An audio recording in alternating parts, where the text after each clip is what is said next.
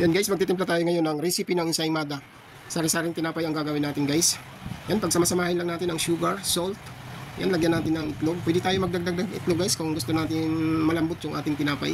Yan, lagyan lang natin ng food color, yellow. At vanilla. Yan ang ating vanilla, 2 takip. Sunod natin ilalagay guys ay tubig. Haluin lang natin guys para matunaw yung mga linagay natin ingredients yan. So, bali 3 kilos ang ating harina dyan. Ang gamit pa rin natin ay first class bread flour. Yan guys, ang ating gagawin dyan ay sari-saring tinapay guys. Yan, 3 kilo. Yan ang ating egg brover ay ilagay lang natin sa ibabaw ng harina.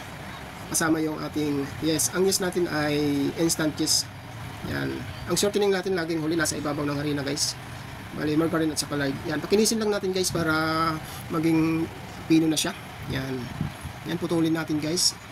Kayo nang bahala guys kung anong gusto nung laki ng tinapay. Pero yung sa atin ay pangtinda, maliit lang guys.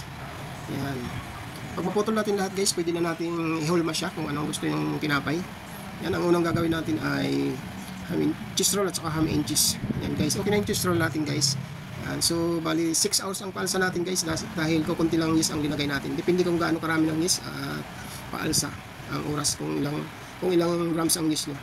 Yan guys, okay na siya guys. Yan, alsado na siya guys. Pwede na siyang salang. Yan.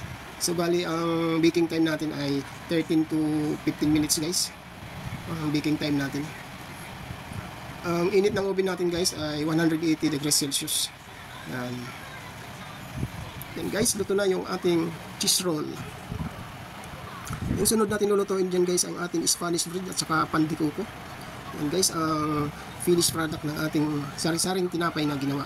Yan. Thank you so much guys sa panonood ng video natin.